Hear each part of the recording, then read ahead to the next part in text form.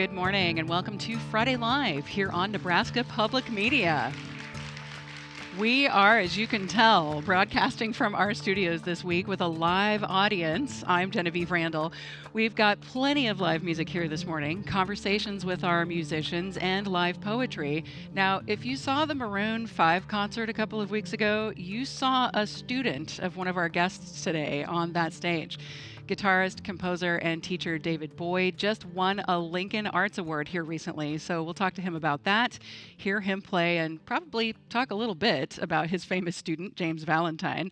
Artist Jeff Black is in town. He was in McCook playing on Thursday and joins us this morning ahead of his appearance on the LAFTA series. We start, though, with the McGovern String Band.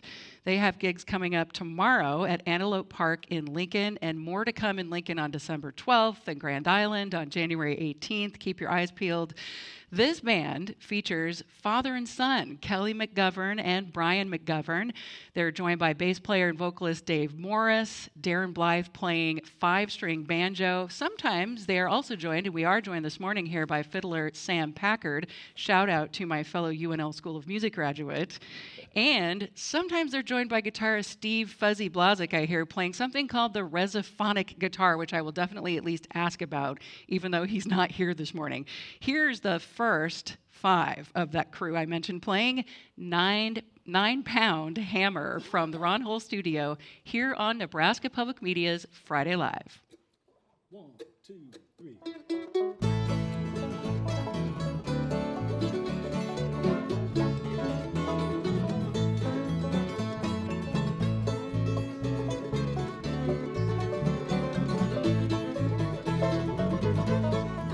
This 9-pound hammer, well, a 9-pound hammer, it's a little too heavy. It's a little too heavy for my size. That's for my size, honey, for my size.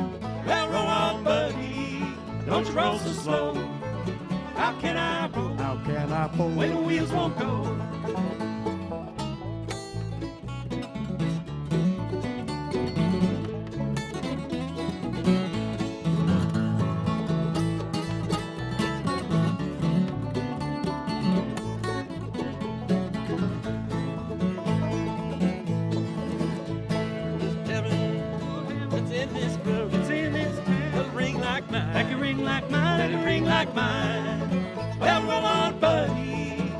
Roll so slow. How can I roll? How can I roll when the wheels won't go?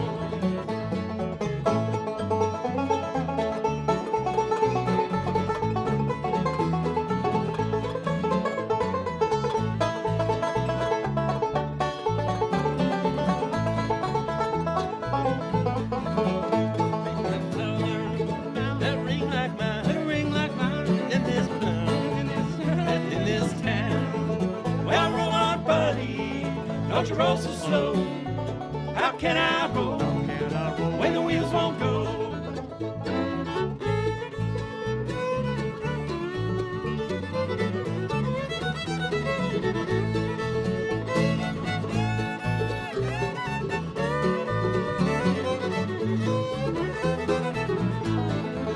I'm going on the mountain, see my baby. Gonna see my baby, and I ain't coming back. No, I ain't coming back.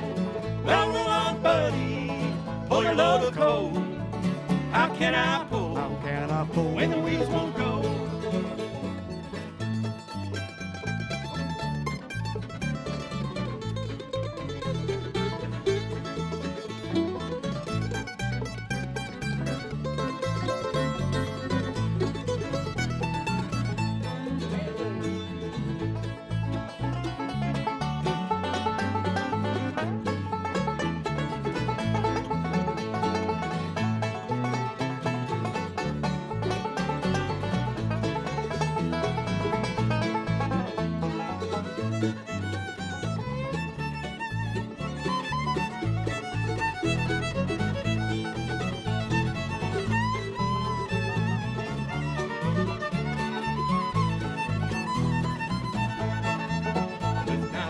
With a 9-pound hammer, it's a little too heavy. It's a little too heavy for my size. It's for my size, honey, for my size. Well, roll on, buddy, don't you roll so slow. How can I roll? How can I roll when the wheels won't go? Well, roll on, buddy, won't you roll so slow? How can I roll? How can I roll when the wheels won't go? Very nice. That is the McGovern String Band here on Friday Live with 9 Pound Hammer. We'll chat with the band here in just a few moments. You are listening to Friday Live on Nebraska Public Media. Support for programming comes from the Lead Center for Performing Arts in Lincoln, presenting cellist Yo-Yo Ma December 4th. Yo-Yo Ma returns to Nebraska for a program featuring Bach cello suites and music for solo cello. For tickets, leadcenter.org. Well, the McGovern String Band is performing for a free Friends of the Drumstick concert at Antelopes Park. Their covered shelter there in Lincoln. That's tomorrow, November 15th from 12:30 to 3:30. For those of you who remember that venue in Lincoln, the Drumstick, lots of music there. McGoverns are known for their mix, as you hear, of bluegrass and Americana. The group includes members of the Nebraska Performing Arts Hall of Fame and celebrated for its rich harmonies and acoustic sound. My guests here today, Sam Packard, Dave Morris, Darren Blythe, Kelly McGovern, and Brian McGovern. Good morning, my friends. Thanks for being here. Thank you for having us. Well, as I promised, I have to ask, what is a resophonic guitar, which we're not hearing this morning, but still? Well, a resophonic guitar is the type that you see players lay flat on their lap, and it has a big metal ring in the body of the guitar, and it's played with a slide. Often started in Hawaiian music and slack key guitar music, worked yeah. its way into the bluegrass world, yes. Such a great sound, such a great sound. Well, you guys have all kinds of things at your disposal here. What artists did you listen to when you were growing up? How did you first connect with bluegrass? Well, bluegrass, I think I was speaking to Jeff Black here about my most influential was the Newgrass Revival. They were a collection of some of the best musicians on their instrument, and they were way ahead of their time. And an old band of mine called Cold Spring that my sister and I were in used to do a lot of Newgrass Revival back in the 80s. That's really cool. So yeah. Brian, my son, was raised on bluegrass, and needless to say, he was picked up the bug. Bluegrass and Beatles. Lots of Bluegrass, Beatles. all the B's. And bluegrass. In classical music, there's the 3 B's, Bach, Beethoven, and Brahms, but you've got bluegrass and Beatles to add to the stack. Well, yeah, so we've been hearing Kelly here, and that was the voice of Brian who just popped in. What is the father-son dynamic like for you two? Do you ever worry about, favoritism or anything like that? Oh, like him favoring me over the other guys in the band? Well, we tried to get them all to change their last name to McGovern, but that the paperwork's still going through, I think. So I know for a fact here that your fiddle player studied some classical music. So for you, Sam, how do those skills translate across genres? How did you make this leap from teaching violin, playing violin, to fiddling, as they call it? Well, I started classical, and it kept my fingers moving. And then there's kind of came a point when I felt, I just needed to stop playing classical and just go right into the alternative, bluegrass and country and things like that. Just because sometimes if you're playing a country band, you don't want to play Bach, So it's great stuff. I'm not against it. Yeah. Is a double stop called something else when it's, country and bluegrass? You still do that, playing 2 notes at the same time is what I'm talking about. Yeah, you want to kind of get that howl, the bluegrass music and the inflection of the blues. And Bobby Hicks said, when you're learning to play bluegrass fiddle, you got to find the very things that make it sound bluegrassy and have the fiddle intention to it. So. I love that. How do you guys decide when you're choosing music whether a song gets a super traditional bluegrass sound or something more Americana or that newgrass sound like you were talking about, Kelly? Yeah, we've always liked to take songs that aren't necessarily bluegrass songs and give it the McGovern String Band twist. And one of them being, or a few of them being old Beatles songs that we turned into bluegrass songs.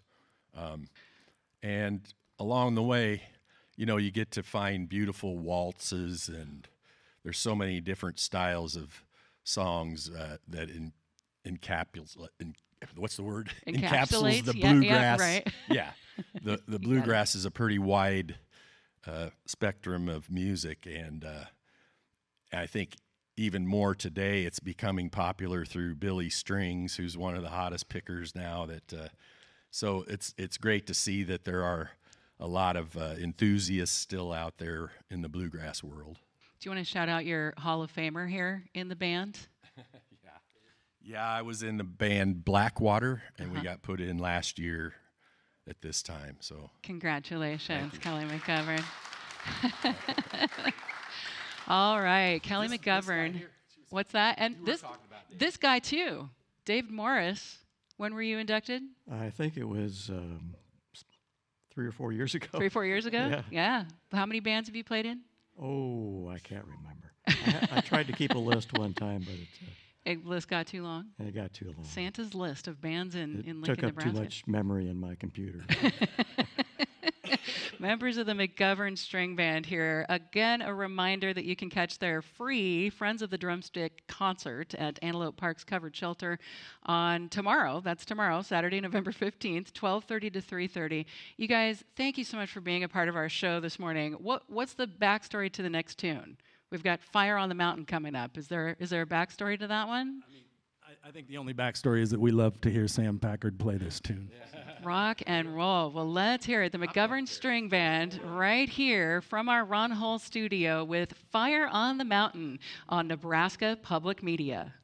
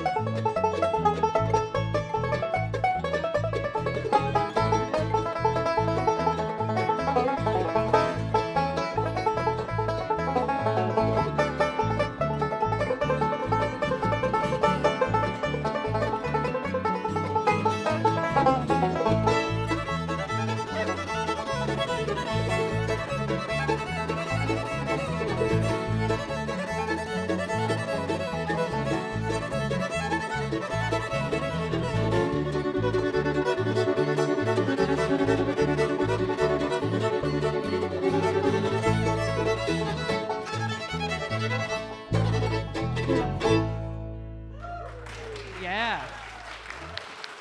Nice. Wow, just amazing. Fire on the Mountain, the fire playing there of Sam Packard on fiddle. A father and son in that ensemble as well, Kelly McGovern and Brian McGovern, Darren Blythe, Dave Morris also. Together they are the McGovern String Band, and they just played that wonderful tune here from the Ron Hull studio at Nebraska Public Media. They will play a free concert tomorrow at Antelope Park in Lincoln starting at 12:30 p.m. Stick around here with our show this morning. There is more live music ahead, some inspired by nature, some inspired by storytelling, and there's poetry by Ted Kuzer in just a minute here. It's a very extra Friday Live Extra this week with all kinds of stage shows to feature. And Leslie Lovey from the International Quilt Museum explains how one artist listened to the Bach Goldberg variations on repeat and then turned the music into art quilts. Find the Friday Live Extra on our website at nebraskapublicmedia.org/Friday Live. Support for programming comes from Hastings College. For students navigating the college search, Hastings offers a place where every student is known and essential. At Hastings College, your place matters. Information at hastings.edu. Support for programming also comes from Cornerstone Bank, a family-owned bank providing custom investments, trust and estate planning services since 1882 with 48 Nebraska locations. To learn more, cornerstoneconnect.com. Cornerstone Bank, building trust on a solid foundation. In Nebraska here specifically, one name consistently is associated with Shakespeare, and that is Stephen Buehler. Longtime Aaron Douglas Professor of English, now Professor Emeritus, published works like Shakespeare in the Cinema, Ocular Proof, or a dozen other writings that I could find. A teaching artist for the Little Bit Fierce series of free educational programs for K-8 students, co-founder of Flatwater Shakespeare Company, dramaturg to multiple productions, also a composer and musician, and the curator of the YouTube channel for Sweet Will and the Saucy Jacks, among many other things. But he is not here this morning to read or talk about Shakespeare. He joins us to bring us new poetry by Nebraska poet and former U.S. Poet Laureate Ted Kooser. Steve, welcome. It's great to have you here this morning. It's always good to visit with you, Jen. Thank you so much. So we have Ted's express permission for you to read his work. Do you still keep in touch with Ted regularly? Yes, well, especially after we approached him to find out if I could serve as his official voice on Nebraska Public Media. And so he will sometimes give me feedback, and he certainly has expanded greatly my Ted Kooser library. Wonderful boxes full of his many, many collections with many wonderful things. But he's very active, and so he has asked that we stress the more recent compositions, and they're wonderful. They're Ted. Well, I hope Ted is listening this morning. Thank you, Ted, for allowing Steve to read your poetry for us so that we can hear some new stuff. If you're playing a role in a play, Steve, how do you approach that differently to reading poetry aloud? Or do you? With a role, there's a combination of trying to find out what kind of character is in the words, but also if you're cast in a role, a director is thinking that there's something about this performer that can reveal things about that character. In reading poetry, I feel a responsibility to channel more of the author in that case. In the case of Ted's poetry, oftentimes, though, there's an implicit narrative, and so just the storytelling and doing justice to that is what I hope for. Beautiful. I can't wait to hear it. What have you brought with you this morning from Ted? Well, this is a recent poem called Winter Mosquitoes. I want to provide a little bit of context. Yes, I'm an emeritus professor, so I have to give a mini lecture. In a review of Ted's collection, Red Stilts, just a few years ago, poet Dan Rotella refers to Ted as very much a natural descendant of William Carlos Williams, the great modernist poet. Rotella recalls Williams's provocative statement that a poem is a machine made out of words. As for me, Ted's poetry brings to mind another maxim from Williams, a line that appears in the epic poem Patterson and has taken on a life of its own: no ideas but in things. Experiencing the natural world, as well as the satisfactions of handiwork and the contours of middle American society, is for Ted and his readers a collective and constant source of wonder, wisdom, and bemusement. To my delight, just this past Sunday, Ted quoted the line, "No ideas but in things," on his Facebook page. And Ted further noted that he is someone who enjoys writing about things and reading about them too. And so I get to read Ted's poem, Winter Mosquitoes. Every year, during the first days of winter, When outside, beyond the chilled windows, the rest of the insects have either frozen or been able to find, in mold under leaves, the last bubbles of autumn within which to shimmer till spring. There are always a handful of wraith-like mosquitoes here and there in the house, materializing from shadow and yet immaterial, like bits of soot rising up from a candle flame, quick to vanish in front of your eyes.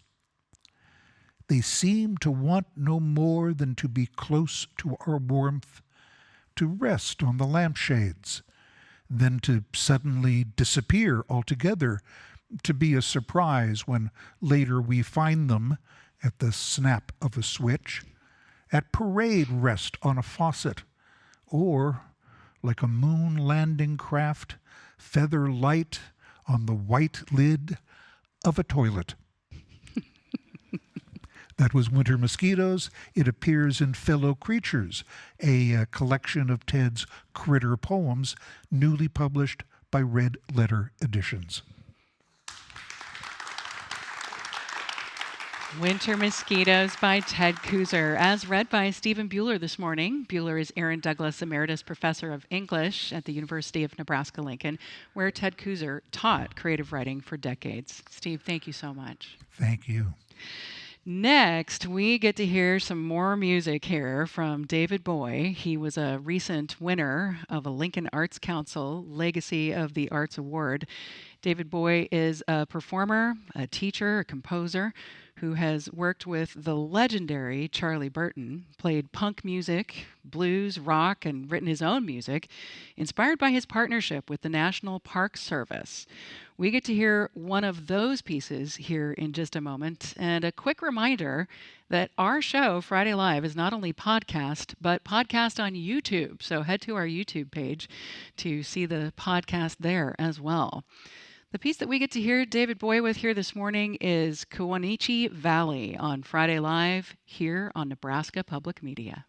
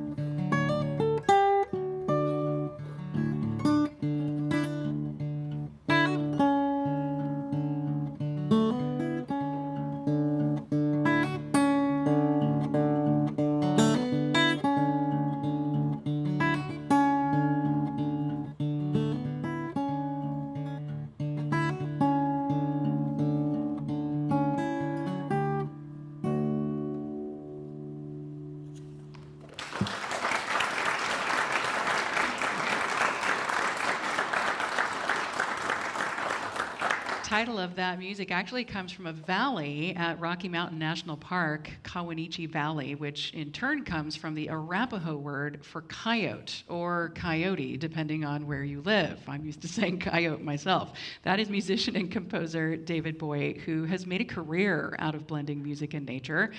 As a national park artist in residence, he created guitar music inspired by vast landscapes and natural sounds of the American West. And he also used to teach guitar students right across the hall from my flute studio at Dietz Music downtown something like 30 years ago. I am a little sorry I did the math, I gotta admit, Dave. One of his guitar students was just in town, so we'll have to talk about that. Dave, welcome to Friday Live. Well, thank you very much for having me, Gwendoline. It's great to have you here. So you describe your music as being inspired by the infinite vistas and wonders of the natural world. When you're out in the parks, what usually sparks an idea for a new piece?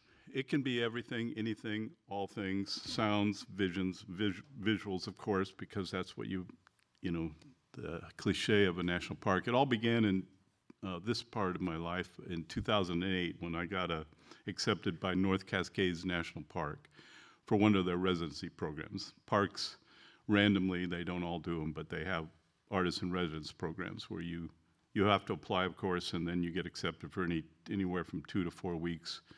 You know, they give you some of the most beautiful places to stay in the middle of the wilderness, and they say, you know, go play guitar for 4 weeks. It's not a difficult decision to make, you know? So I do that, and I just kind of let the things happen.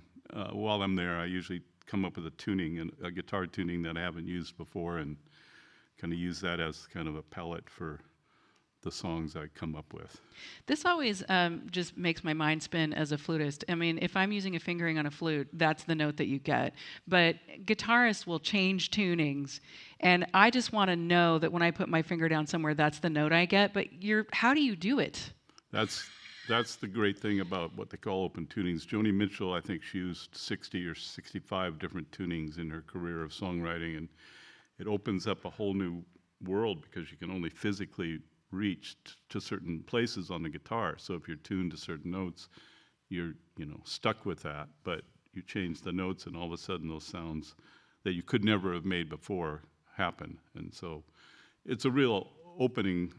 She said, I remember reading, whenever she had writer's block for songs, she would just find a new tuning, and it works.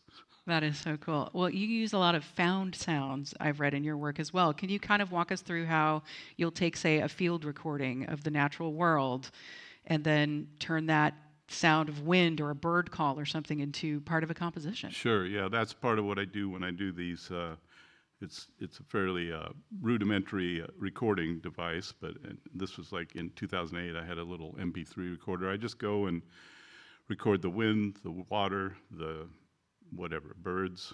At the Rocky Mountain National Park, when I did a residency there, I recorded the cars coming in to the entrance because it was very, it's backed up and it's a very popular park, and so that's part of the soundscape of that place. And I try to incorporate it within a song that kind of where it finds the right place for. Do you remember how you started the one that you just played, Kawanichi Valley? That one had a little wind in it. That place is on the far western side of Rocky Mountain National Park. It's much less visited than the eastern part, where Estes Park and all the visitors go to. It's a very calming place. I think not all of my songs have sounds in them. I might have left that one. Just let the music speak. Yeah. I mentioned that you've taught a lot, and I'm wondering, as a national park in residence artist, have you talked with your students about that? Have you explained various avenues that they can take in their careers, and that this might be one of them for them? Well, yeah, I try. It's more of, in a sense of a student, I might be more, when I'm discussing open tunings, what I just told you about how that can change the sound of the guitar. That might be the more context, what I would use it in a classroom. But certainly, I mean, in the national parks, I feel it's pretty great because I think more of the applicants are photographers and painters, as you would, the cliche would lead you to believe. You see stuff when you go to a park, right? So I'm happy to be able to do that when I've done it In the summer now, I go play in parks. It's not part of the residency program. I just go and play in the national parks. Played at Scottsbluff National Monument, actually, just in August, and present the music, like I'm playing today, to individual parks. And then I discuss the residency program and so on. You've performed, as you said, in all kinds of settings. So when you're in one of those settings, how do you find audiences respond to kind of, if you will, hearing the environment that they're in reflected in that music? It works really well, oddly enough, even though, for example, in Scottsbluff, I'm playing music that I wrote in the mountains, but it works really well. I try to tie in quotes from writers of that specific place. I talked to Marie Sandoz. I spoke, about her and John Neihart while I was out in Scottsbluff. So I try to incorporate the vision of writers between my songs and then discuss how these songs came about. And it works really well in the visitor centers and in their amphitheaters and stuff. It's a wonderful program that every individual parks, I have to approach them individually. There's no national organization that hires musicians for national parks. Yeah. Unfortunately. How does playing that kind of music compare to some of the stuff you've done with bands or punk rock you've played everything? It's about as far away from each other as you can get. I still play electric bass in a couple of bands in Lincoln all the time, and that's actually, I played guitar initially when I was a teenager, the kind of fingerstyle music of Simon and Garfunkel and Bob Dylan and stuff. I got an electric bass. I listened to punk rock. My life was changed. But I still do both, and they are pretty dramatically different, but you just got to take the right attitude and the right approach to what you're trying to play, I think, and do it as best you can, and that's how I separate it. It's not like, I got to go play bass now. It's never like that, so it's part of two aspects of the way I started listening to music and playing it, so it keeps evolving. I mentioned one of your students was in town here recently playing to a huge audience, and of course it's huge when it's Pinnacle Bank Arena. That is with the band Maroon 5, and the guitarist in question is James Valentine. Talk to me a little bit about that experience as a teacher, Dave. What other kinds of feedback you've gotten from students still playing or from James himself? Well, he's a great guy, first of all, I'll say. I talked to him. I was able to talk to him before his show this past 2 weeks ago.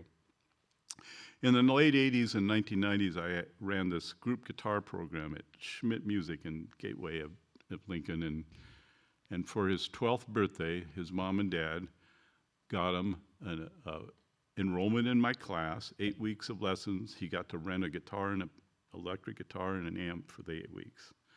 And he was like the other 45 12-year-olds that year that came in and played Smoke on the Water, one of your favorite songs from down the hall. Yes, exactly. That's I told, just to interrupt you for a second, I told folks that my flute students would be playing Little Waltzes, and I don't know how that melded with Smoke on the Water, but it was right across the hall every time, Smoke on the Water. So he took lessons through these group classes, took some private lessons for a while, and then I know he soaked up everything he could. He went to Peter Buffard at the University of Nebraska and learned jazz, about his jazz background from that.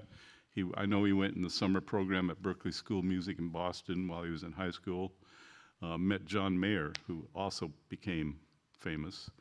While they were both in high school, they were at Berklee together. I know he's soaked up and practiced and played everything he could. But it was, Smoke on the Water. And the funny thing about last week or last month when I saw him, he kind of played air guitar to Smoke on the Water the way we learned it. It was like, James, you've had other things you do that. He's doing this, and it was pretty fun. Aww. It's great. It's great for him. It's great for Nebraska. It's great, and he's just as down to earth and normal. If you can think of a famous person as not being normal, but he's not a famous person abnormal. Yeah. I love it. Well, we've been talking here with musician and composer David Boy, whose work as a national park artist in residence celebrates sounds and spirit of the natural world. Dave was also awarded a Legacy of the Arts Award by Lincoln Arts Council here recently. And you can definitely link to more about his music. We've got a link right there on the Friday Live page at nebraskapublicmedia.org. David, I thank you so much for being here this morning. What's the inspiration for this next one called Waterfalls? Thanks for having me. This was from North Cascades. It was just very practically waterfalls. There's water in my recording. North Cascades has a lot of semi-permanent glaciers, and of course in the spring, and I was there in May, I believe, and they melt. So they form small waterfalls along the roads and along the hills, and also, of course, the permanent ones there. So I sat out by one day and came up with some ideas, and this is kind of the result.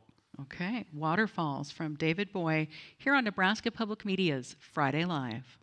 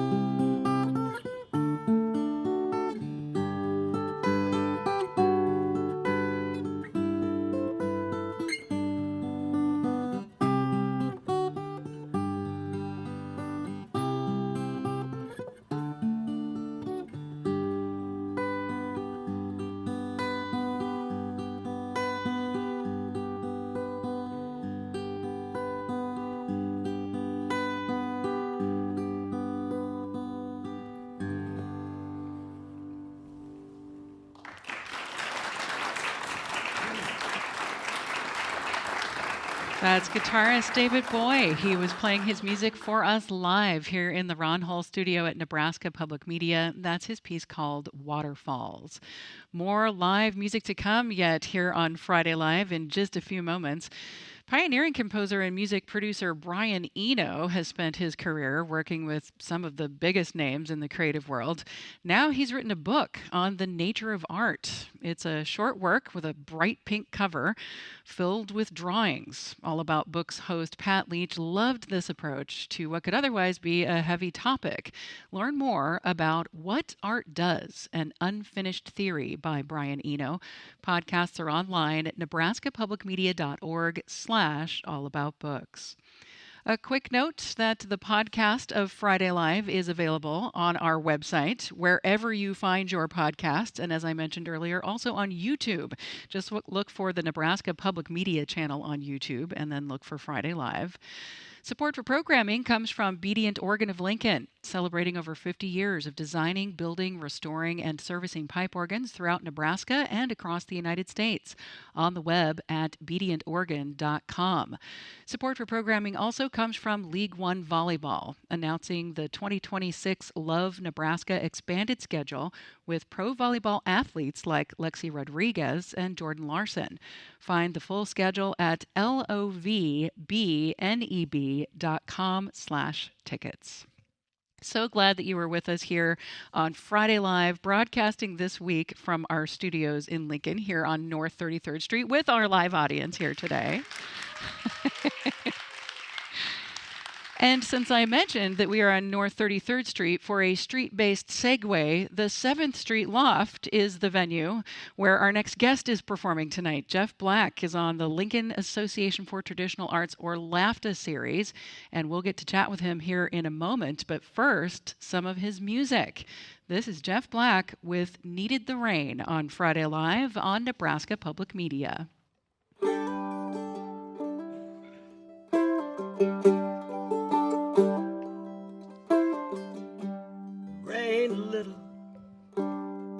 Rain a little more. The big old thunderstorm coming knocking at my door. Before I got my boots on, man, she done passed through town.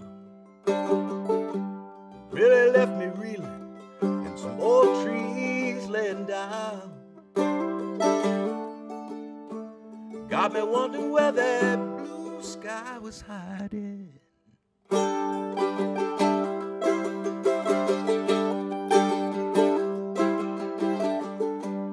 fields were taking on the latest refrain. Dogs were barking down there at the end of the chain. There's a new moon rising, but it's pretty hard to see. A little change in the atmosphere put the change on me. Got me wondering about this big rock shaking.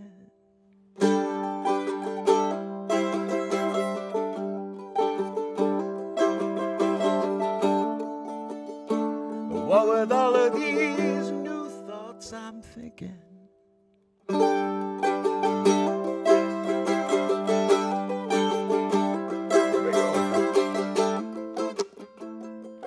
Worry never served me well. I like staying in a cheap hotel.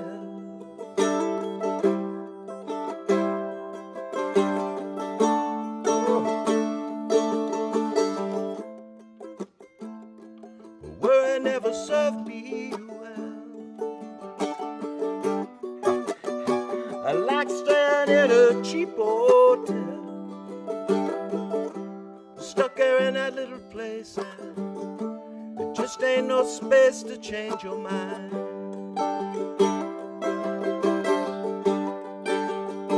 No space to change your mind.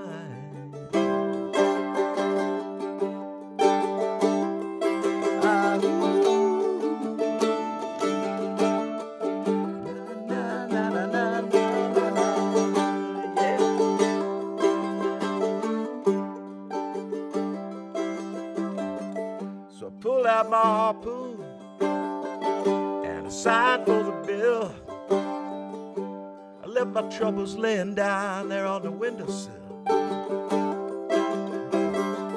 Hey, black crow flying, you a friend of mine.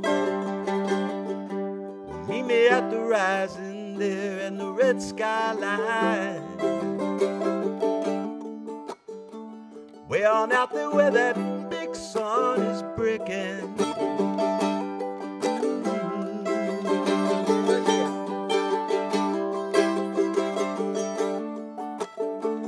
Well, with all of these new thoughts I'm thinking,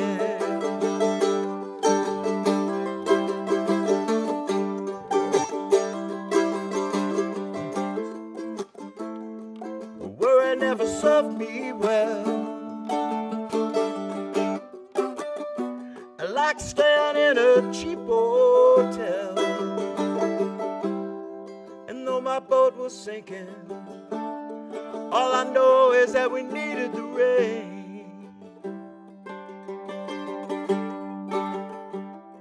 We needed the rain. We needed the rain. We needed the rain.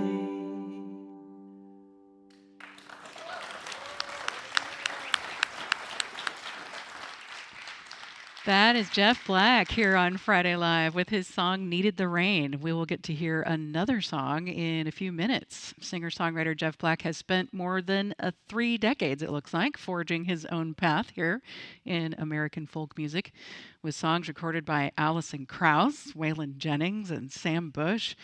Named one of the top 100 folk artists of the past 25 years by Boston's WUMB listeners, Jeff is known for using music as a means to tell stories, and he's just put out an anthology. That's the title of this album sitting next to me here by Jeff Black, and he's going to be performing tonight on the LAFTA series. That's at the 7th Street Loft at 7:30 p.m. Jeff Black, welcome to Friday Live. It's great to have you in town. Good morning, everybody. When you've performed for LAFTA a few times over the years, and then you recently performed in McCook, Nebraska. What keeps bringing you back to Nebraska and our communities of listeners here? Well, I think my affinity for the people and this land out here. I was born in Kansas City, and so being able to come out here and see all the fine folks. I love the big sky. I love all the big hearts, and although it's many miles, I figure when I come across the plains and I get here and see everybody, I'm always happy to know that I'm welcomed like an old friend. When you were making the album anthology, how did you go about selecting songs for such a deep catalog? Well, what we did was we solicited emails from folks that had gotten records over the years, and a lot of those records were put out by my own little top secret crowdfunding called The Blacklist. And we had folks submit what they thought maybe might be good songs for the record, and then we put them in the supercomputer at World Headquarters and kicked out the results. And so I was really surprised that it was a lot of deep cuts from records and not necessarily a lot of songs that I play as often as I do others.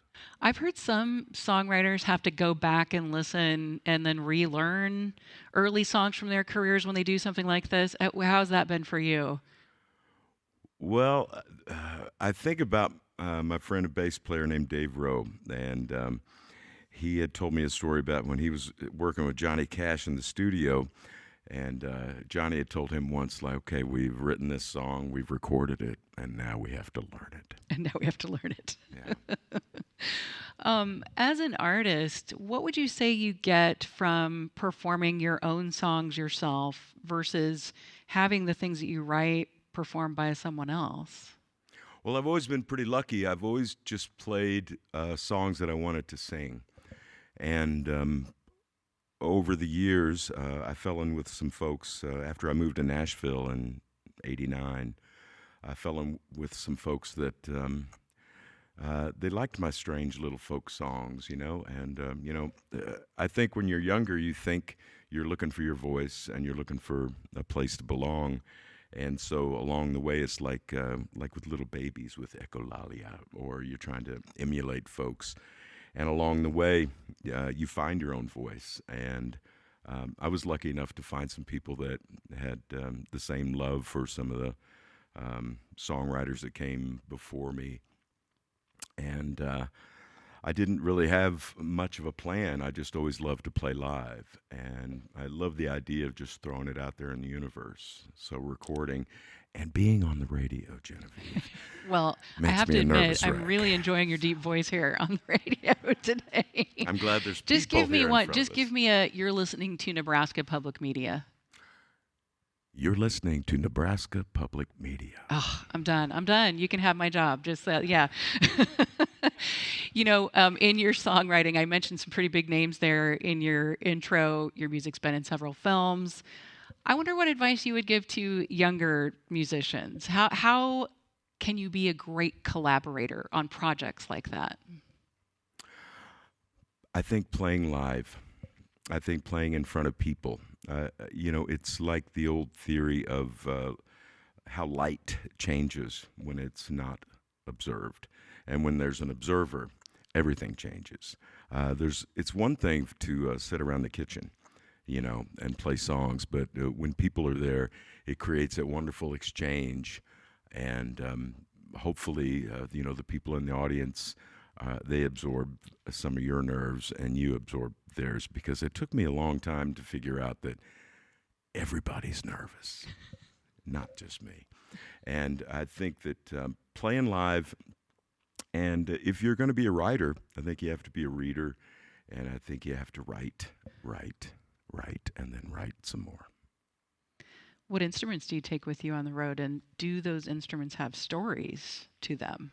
Oh, I don't know if we have time for the stories. I bought this old Gibson from a snake farmer in a Walgreens parking lot in Nashville. And Hang on, can you say that sentence again for me? I bought this old Gibson from a snake farmer in a Walgreens parking lot. That is an excellent in sentence. Nashville. Continue, And, yeah. And this old mandolin was found by my friend Wes down at Groom Guitars, and he took me up into the top secret room. It's got a crack in the top of it. I think probably it's from 1919, and I think it looks like maybe somebody hit somebody over the head with it. And then Sam told me that the logo, the Gibson logo on there, he'd probably sent it to the factory, and they slapped it on there in the 30s, sometime back then. So I have a feeling that there's more stories. I love these old instruments because I always feel like there's a song in the old guitars. I'm not a guitar collector. I like the way these sound. Yeah, for sure. Well, that's an important thing. I want to point out, you said in an interview from 12 years ago, I know I'm pulling a deep cut here. You probably don't remember this, but you said that when you were in school growing up, arts were seen as just as important as recess. Now, supposing that that's not true now, I mean, you do hear a lot of talk about arts programs being cut and whatnot. What is your argument, Jeff Black, as to why the arts are just as important as recess? Well, I think for most of us, I think the idea of the arts, every medium out there, is that it creates free thinkers. And I'm a rusty transcendentalist. And, I do feel like that we have living in a world that is bent on taking away our individuality and the things that, we believe it's native to us to be creative. And I believe that it is healthy for us to be creative. And to set up an argument, I think is... I think it should be unnecessary. It seems like something that should be happening. Whether you garden, whether you're a welder, or you write songs, or you write poems, I think that that creative outlet will give you a much longer lifespan, and it'll make you feel healthy and make you happy in your heart. Amen. Amen. Our guest here is Jeff Black. He is performing tonight for the LAFTA series. That's at the 7th Street Loft in Lincoln. And you can find out more about him and his show tonight by linking through on the Friday Live page. That's at nebraskapublicmedia.org. Jeff, thank you so much for being here. This is my so pleasure. amazing. Thank you. Do you have a setup for Red Willow County? This is, I do. This is it's a newer song. It's very new. I finished it at Blue Rock Ranch down in Texas. But I had started this song last time I played in McCook. And I had, driven the miles, and I'd gone out there and to see my friends. And, we all have somebody that they turn up missing. They go on, and they fly into the mist. And I believe that it was driving out of town on the way out of town last time I was in McCook. I saw the sign for Red Willow County, and I thought that's where this song was going to start. And I usually carry them around in my pocket for a long time before they're finished. And this was a song that I had written for my friends, and maybe I always feel like I'm talking for a shy friend. And this is a song that I'd written I love photographers. And Tor Olson was a photographer in McCook. And this is a song that I wrote for him and his wife, Holly. And all of my friends out there, Matt and Dale and Tor, they're the ones with the Arts Council out there that would bring all of us troubadours and singer-songwriters into this part of the country. And so this is from the other side. And this is called Red Willow County. Red Willow County, right here from the Ron Hall studio on Friday Live.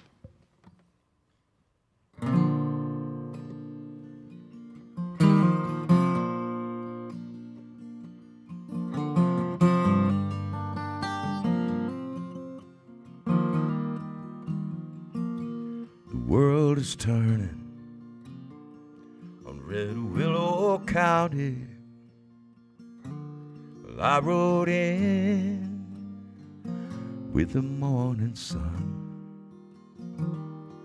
I long for times now when my news could travel only as fast as a horse could run. This incarnation, it's all illusion, so don't be worried by a troubled mind. If God is laughing and time is fleeting, we should be dancing all the time. It's a long way from California, and it's the truth I'm told we can't replace. And what I've learned, friend, if you're still listening, we've not a mile nor a minute to waste.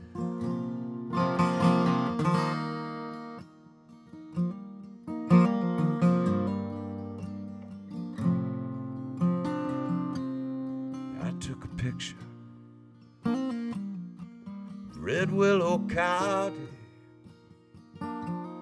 It's all green and gold and skies are blue. And I had a dream, dear, that I'd stay forever. But hell, I was only passing through. And I am sorry if I make you lonely. And I'm so sorry if I made you cry. But if you love me, know me. Leave me to go now. Leave me to fly. It's a long way from California, and it's the truth I am told we can't replace. What I've learned, friend, if you're still listening, we've not a mile nor a minute to waste. We've not a mile nor a minute to waste.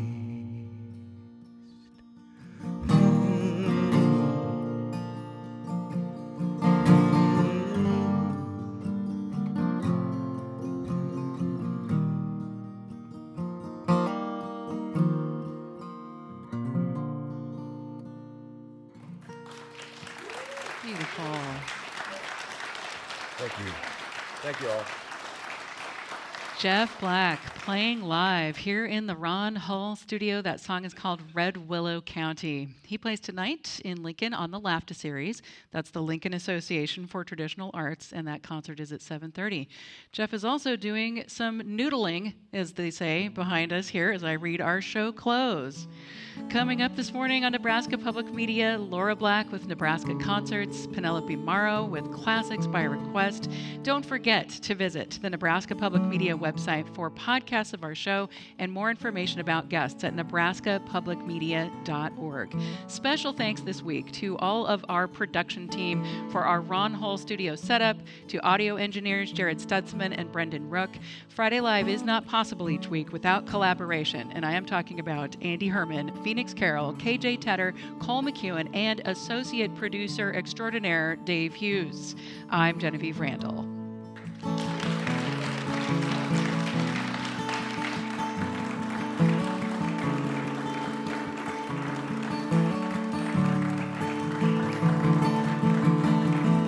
This is a song that Sam Bush and I wrote together in my kitchen. If I remember the first words here, I'll get going.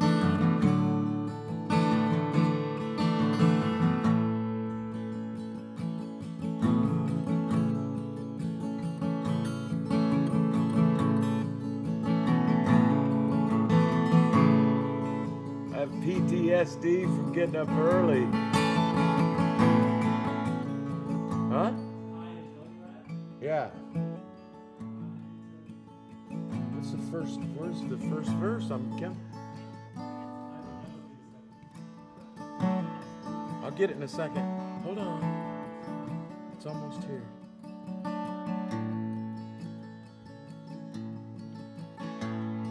We were riding down through the grapevine, and I heard someone say your name. Hand on my shoulder, just a little bit older now, and I remember everything. High until you ride up on Bridal Veil, 10,000 feet above the sound.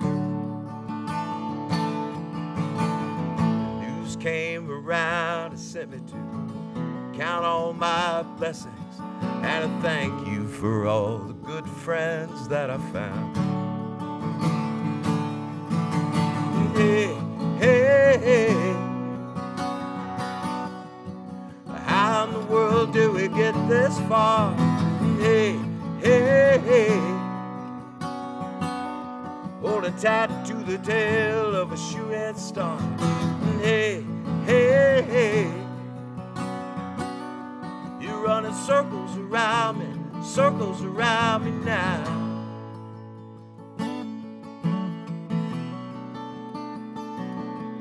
Wish somebody had their banjo or their mandolin.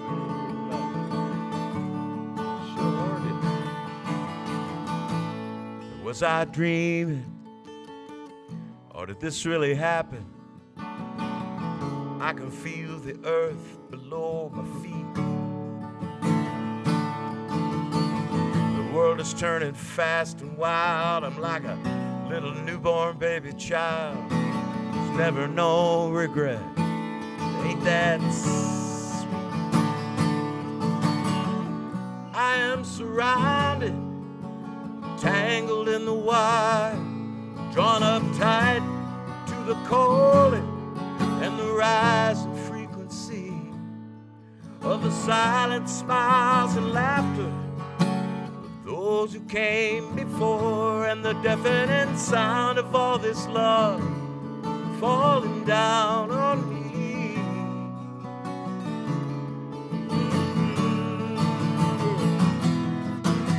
Hey, hey, hey. How in the world did we get this far? Hey, hey, hey. Holding tight to the tail of a shooting star. Hey, hey, hey. You're running circles around me now.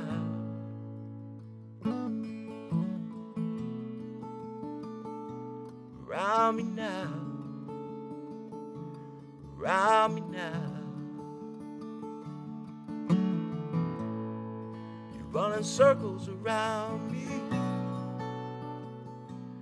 Around me now. Around me now.